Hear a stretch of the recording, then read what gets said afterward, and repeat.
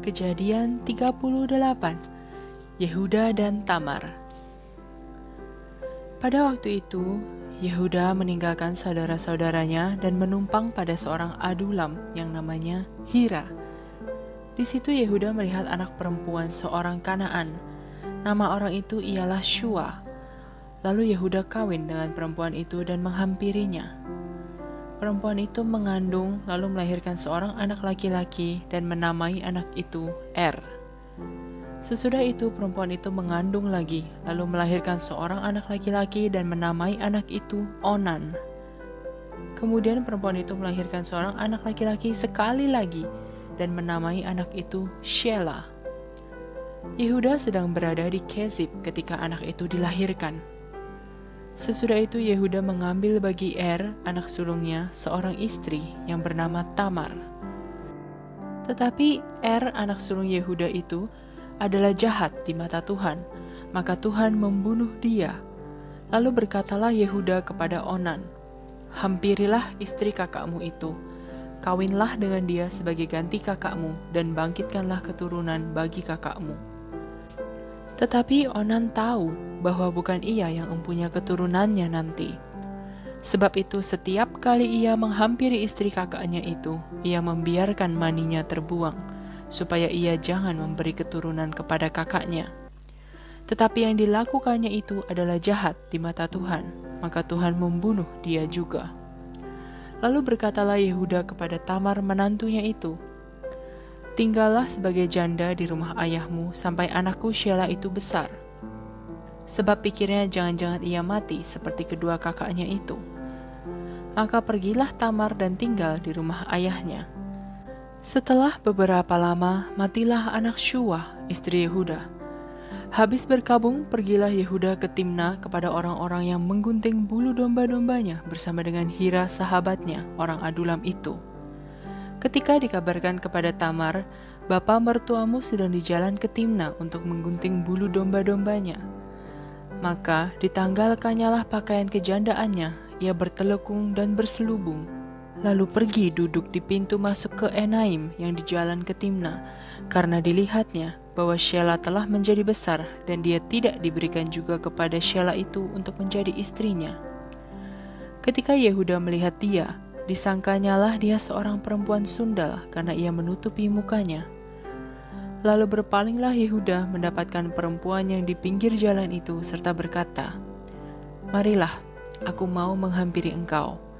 Sebab ia tidak tahu bahwa perempuan itu menantunya. Tanya perempuan itu, "Apakah yang akan kau berikan kepadaku jika engkau menghampiri aku?" Jawabnya, "Aku akan mengirimkan kepadamu seekor anak kambing dari kambing dombaku." Kata perempuan itu, "Asal engkau memberikan tanggungannya sampai engkau mengirimkannya kepadaku." Tanyanya, "Apakah tanggungan yang harus kuberikan kepadamu?" Jawab perempuan itu, "Cap meteraimu serta kalungmu dan tongkat yang ada di tanganmu itu."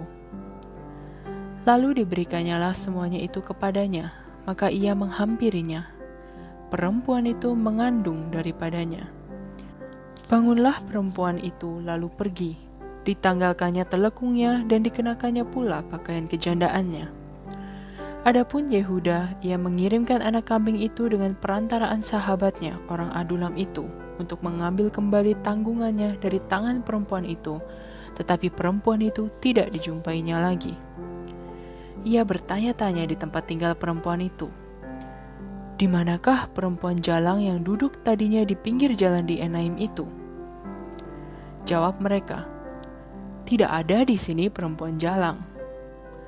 Kembalilah ia kepada Yehuda dan berkata, "Tidak ada kujumpai dia," dan juga orang-orang di tempat itu berkata, "Tidak ada perempuan jalang di sini." Lalu berkatalah Yehuda, "Biarlah barang-barang itu dipegangnya, supaya kita jangan menjadi buah olok-olok orang. Sungguhlah anak kambing itu telah kukirimkan, tetapi engkau tidak menjumpai perempuan itu." Sesudah kira-kira 3 bulan, dikabarkanlah kepada Yehuda, "Tamar menantumu bersundal, bahkan telah mengandung dari persundalannya itu." Lalu kata Yehuda, "Bawalah perempuan itu supaya dibakar." Waktu dibawa, perempuan itu menyuruh orang kepada mertuanya mengatakan, "Dari laki-laki yang empunya barang-barang inilah aku mengandung." Juga dikatakannya, "Periksalah siapa yang empunya cap meterai serta kalung dan tongkat ini." Yehuda memeriksa barang-barang itu lalu berkata, "Bukan aku, tetapi perempuan itulah yang benar, karena memang aku tidak memberikan dia kepada Shelah anakku." Dan ia tidak bersetubuh lagi dengan perempuan itu. Pada waktu perempuan itu hendak bersalin, nyatalah ada anak kembar dalam kandungannya. Dan ketika ia bersalin, seorang dari anak itu mengeluarkan tangannya lalu dipegang oleh bidan, diikatnya dengan benang kirmizi serta berkata, "Inilah yang lebih dahulu keluar." Ketika anak itu menarik tangannya kembali, keluarlah saudaranya laki-laki, dan bidan itu berkata, "Alangkah kuatnya engkau menembus keluar." Maka anak itu dinamai Peres. Sesudah itu keluarlah saudaranya laki-laki yang tangannya telah berikat benang kirmizi itu, lalu kepadanya diberi nama Zerah. Kejadian 39. Yusuf di rumah Potifar. Adapun Yusuf telah dibawa ke Mesir, dan Potifar, seorang Mesir pegawai istana Firaun, kepala pengawal raja, membeli dia dari tangan orang Ismail yang telah membawa dia ke situ. Tetapi Tuhan menyertai Yusuf, sehingga ia menjadi seorang yang selalu berhasil dalam pekerjaannya. Maka tinggallah ia di rumah tuannya orang Mesir itu. Setelah dilihat oleh tuannya bahwa Yusuf disertai Tuhan dan bahwa Tuhan membuat berhasil segala sesuatu yang dikerjakannya, maka Yusuf mendapat kasih tuannya dan ia boleh melayani dia. Kepada Yusuf diberikannya kuasa atas rumahnya dan segala miliknya diserahkannya pada kekuasaan Yusuf. Sejak ia memberikan kuasa dalam rumahnya dan atas segala miliknya kepada Yusuf, Tuhan memberkati rumah orang Mesir itu karena Yusuf, sehingga berkat Tuhan ada atas segala miliknya, baik yang di rumah maupun yang di ladang. Segala miliknya diserahkannya pada kekuasaan Yusuf, dan dengan bantuan Yusuf ia tidak usah lagi mengatur apa-apapun selain dari makanannya sendiri. Adapun Yusuf itu manis sikapnya dan elok parasnya. Selang beberapa waktu, istri tuannya memandang Yusuf dengan berahi, lalu katanya, "Marilah tidur dengan aku." Tetapi Yusuf menolak dan berkata pada istri tuannya itu, "Dengan bantuanku, tuanku itu tidak lagi mengatur apa yang ada di rumah ini, dan ia telah menyerahkan segala miliknya pada kekuasaanku. Bahkan di rumah ini, ia tidak lebih besar kuasanya daripadaku, dan tiada yang tidak diserahkannya kepadaku selain daripada engkau, sebab engkau istrinya. Bagaimanakah mungkin aku melakukan kejahatan yang besar ini dan berbuat dosa terhadap Allah?" Walaupun dari hari ke hari perempuan itu membujuk Yusuf, Yusuf tidak mendengarkan bujukannya itu untuk tidur di sisinya dan bersetubuh dengan dia. Pada suatu hari, masuklah Yusuf ke dalam rumah untuk melakukan pekerjaannya, sedang dari seisi rumah itu seorang pun tidak ada di rumah. Lalu perempuan itu memegang baju Yusuf sambil berkata, "Marilah tidur dengan aku." Tetapi Yusuf meninggalkan bajunya di tangan perempuan itu dan lari keluar. Ketika dilihat perempuan itu bahwa Yusuf meninggalkan bajunya dalam tangannya dan telah lari keluar, dipanggilnyalah seisi rumah itu, lalu katanya kepada mereka, "Lihat, dibawanya kemari seorang Ibrani supaya orang ini dapat mempermainkan kita. Orang ini mendekati aku untuk tidur dengan aku, tetapi aku berteriak-teriak dengan suara keras. Dan ketika didengarnya bahwa aku berteriak sekeras-kerasnya, ditinggalkannyalah bajunya padaku, lalu ia lari keluar." Juga ditaruhnya baju Yusuf itu di sisinya sampai tuan rumah pulang. Perkataan itu jugalah yang diceritakan perempuan itu kepada Potifar.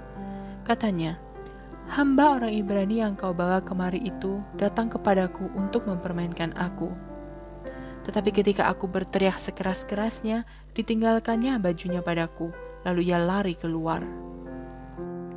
Baru saja didengar oleh tuannya perkataan yang diceritakan istrinya kepadanya, "Begini begitulah aku diperlakukan oleh hambamu itu," maka bangkitlah amarahnya.